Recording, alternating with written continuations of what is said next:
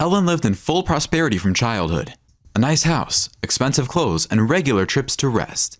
At the same time, she couldn't be called a spoiled girl, although her parents were very famous businessmen in the city. Their business developed very quickly thanks to the legacy left by their parents. They created capital for a long time, and painstakingly, their children skillfully increased it. Ellen's parents were with higher education, so they quickly learned all the intricacies of the business, and their business went uphill. Nicole and Anthony loved each other, and therefore were very happy about the birth of their daughter. But they approached the issue of education in completely different ways. Mom always tried to pamper Ellen and allowed her a lot, and her father tried to raise a completely independent person from her. Ellen never gave anyone a reason to think that she was the spoiled daughter of a millionaire. The girl perfectly saw how hard it was for her parents to get money, so she didn't demand anything from them. In school years, teachers loved a modest and well-mannered student. Ellen liked to study and learn new things, and she came to graduation with excellent marks. She entered one of the colleges and received a good education. In the depths of his soul, the father was proud of his daughter, but he didn't show it. He was a very stern and wayward person. He said to his wife, "There's no need to give her an indulgence. If I praise her, she will become conceited. Let her think that the bar has not yet been reached, and she needs to move forward." After leaving school, Ellen tried to live independently from her parents, giving up luxury. She even tried to get a job, moving around the city a lot. The daughter of wealthy parents didn't have her own car. Her mother wanted to buy her any of the new models, but her father said that no one canceled public transport, putting an end to this issue. Ellen had to ride all over the city for almost a whole day. She got a job as a volunteer and helped poor people in local shelters. Once on the street, she stopped, listening to a beautiful melody. A guitar was playing in the passage, and a guy who was sitting in a wheelchair sang in a magical voice. A box for collecting money was tied to the handle. Ellen timidly approached and said, "You have an amazing voice. Is there anything I can do to help you?" The guy smiled charmingly, and deep dimples appeared on his cheeks. "I don't need anything, only communication with you." Either the dimples on his cheeks or his magical voice, literally everything bewitched Ellen. From that day on, she began to come there almost every day, and after the performance, she took a wheelchair and rolled the singer to the park. Of course, he could move his vehicle on his own, but the girl didn't accept refusals, waiting to take care of him. In the park, they ate ice cream and chatted about everything. During one of these walks, the girl learned that Alex grew up in an orphanage. He was disabled not from birth, but due to a tragic fall. For the first time, Alex spoke for so long, as if reliving his life. The circus was not far from the orphanage where he grew up. When Alex was a boy, he often ran there. By the 8th grade, he could easily do some circus tricks. The director of the circus has long been watching a flexible guy with a well-coordinated figure. He even arranged for the orphanage to let Alex go to the circus several times a week. When the guy graduated from school, he was invited to the circus troupe. Everything was going great. Alex was predicted a good circus future. He learned very quickly.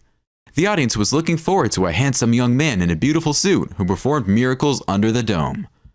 But once the performance of a young acrobat ended tragically, something went wrong. Alex fell into the area from a great height and was unable to stand up on his own. There were screams in the hall and many were crying, pitying the young man. But it couldn't help him. The injuries were very serious. It took time and large financial costs for his recovery. Alex had no money, and the director of the circus immediately after the tragedy forgot about the guy. Ellen tried to help in any way she could. Either she would bring him some clothes, or she would bring him something delicious. Alex soon realized that he was attached to the girl, and he looked forward to her every visit. And Ellen caught herself thinking that she seemed to be missing something in those days when she didn't meet with this guy. Once, Alex sadly said that when they went for a walk, "I have only one dream. I want to go to a restaurant with you and invite you to a slow dance. We will definitely order our favorite songs several times. I will do my best to achieve my recovery and fulfill my dream. The doctor said that I was not hopeless. I've already raised some money, and I will continue to try and earn money for the surgery." That same evening, Ellen told her father about the tragedy and asked for money for Alex's treatment. The father spoke indignantly after a second pause. "You're crazy. My mother and I work to operate on the homeless. Why just one? Let's cure all the homeless in the city. I don't want to hear about it anymore." He again began to study some documents, making it clear that the conversation was over. Ellen sobbed bitterly in her room, not knowing how else she could help the guy. Her mother tried to calm her crying daughter. "Don't be upset. Everything will be fine. Later, you and I will try to talk to your father again. Most likely, he will not refuse." Ellen and Alex met every day. There was no physical intimacy between them, but they became very close to each other in soul. The girl was not afraid of Alex's deplorable state, and she told her father that she was ready to become the guy's wife. Of course, no one made her a marriage proposal, but the daughter decided to annoy her father, who refused to help her. Her father's anger was terrible. He threatened to lock up his daughter and forbade her to talk about Alex in their house. But Ellen still continued to meet with Alex and loved to listen to him sing. She especially liked one lyrical love song. The words and music were completely new and unknown to her, and they literally permeated her soul. The girl decided to record it and publish it on the internet. She hoped in this way to tell everyone about a talented musician in need of help. A beautiful song with a gentle melody quickly spread through social networks. That day, her father Anthony was browsing the internet newsfeed while sitting in an office. He stopped abruptly on one of the videos. Lines with a tear-jerking story from the life of a poor acrobat ran on the screen. The text went along with the song that made the man's heart shrink. At some point, it became difficult for him to breathe, and he loosened his tie. He couldn't confuse this song with any other. He repeated several times the motives that excited him. He immediately called the head of security and demanded to urgently find the street singer and deliver him to his office. By evening, Alex was sitting in the office opposite the gray-haired gentleman, silently looking at the guy. The businessman asked in a voice trembling with excitement, turning on the video and showing it to the guy. "How do you know this song?" Alex didn't understand what was happening, but replied, "When I was little, my mother often sang it to me. My mother died when I was not even 5 years old. A rich guy hit her with his car while running through a red light. I was immediately sent to an orphanage." Anthony tried to hold back his tears as he listened to the guy. His thoughts returned to his student years when he was in love with all his heart and soul. He wrote this song for his beloved Stephanie, so he immediately recognized the familiar tune. Their love was bright and unforgettable, but broke into small pieces, unable to withstand the difficulties. Youthful maximalism and Anthony's parents were to blame. They were categorically against a girl from a poor family where her mother worked as a janitor and her father was a loafer and an alcoholic. Shortly after the breakup, Stephanie rented a room on the other side of town and moved out. And Anthony did not listen to his heart, but to the stories of his parents that she had run away with another man, and therefore he tried to forget her as quickly as possible. They never saw each other again. The businessman burst into tears, asking what the name of the guy's mother was. Perhaps his son was in front of him. Everything seemed to fit. The mother's name, the guy's age, this song. But Anthony decided to make some clarifications.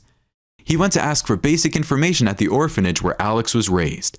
The director refused to tell him something for a long time, but the amount offered was able to help in this matter. The mother's name was like that of Anthony's beloved, but the surname was completely different. On the same day, he went to the cemetery, where he found the grave of Alex's mother. A complete stranger looked at him from a portrait on a monument. He became very upset, deciding that a mistake had occurred. But the familiar song was spinning in his head, haunting him. For several nights, the man did not sleep, trying to figure out how the guy and his mother knew the song, known only to him and Stephanie. In the end, he decided to conduct a genetic examination. The result confirmed that Alex was indeed his son. Anthony checked all the documentation from the moment the guy was born, and he became aware that his own mother died in childbirth. The doctors were unable to save the woman. Her close and faithful friend helped the poor man throughout her pregnancy. She was there at the terrible moment of her death and decided to adopt Alex. That woman was also called Stephanie. They were almost always together, and everyone considered them inseparable. A female friend didn't have her own children, so she surrounded Alex with love and care. Friend Stephanie found the song in a notebook that was in the personal belongings of the deceased woman. She learned it and often began to sing to her son. There were many more poems in that notebook that Alex knew by heart. He kept all the notes and carried them through all the years of the orphanage. Older orphans tried a couple of times to tear out the sheets from the notebook, but they received a serious rebuff from the guy, after which they left him alone. Anthony's first concern was the health of his newfound son. After a genetic examination, he found a good clinic abroad, where the doctors took over the Alex's examination and further surgery. At this time, the girl was next to him, who now turned out to be his sister. Ellen was with the guy from the first minute and went to the clinic without hesitation. The father was glad that at such a moment a relative would be with Alex. After the surgery, Ellen literally taught her stepbrother how to walk from scratch. Otherwise, he would have moaned in pain or given up. Now he tried only to smile, saying, "We will succeed, sister." Almost a year later, he was able to get out of the plane on his feet, leaning on his sister's arm. 2 years later, Alex danced better than others at his sister's wedding, winking at the beautiful bride. He moved perfectly and already began to forget about the terrible times of life in a wheelchair. Now, he moved perfectly on his feet, studied in absentia, and in the evenings performed at a local club. He categorically refused the material assistance of his father. He said that he himself could earn money, but at the same time, he was ready to help them in everything, gladly coming to their house. Soon, he had another unspoken duty. After the birth of their first child, the half-sister decided to make Alex the godfather. He happily began to take care of the baby. Ellen said, sometimes laughing, "Kevin will be confused about who his real father is. The godfather spends more time with him than his own dad." But it was just a joke that everyone understood.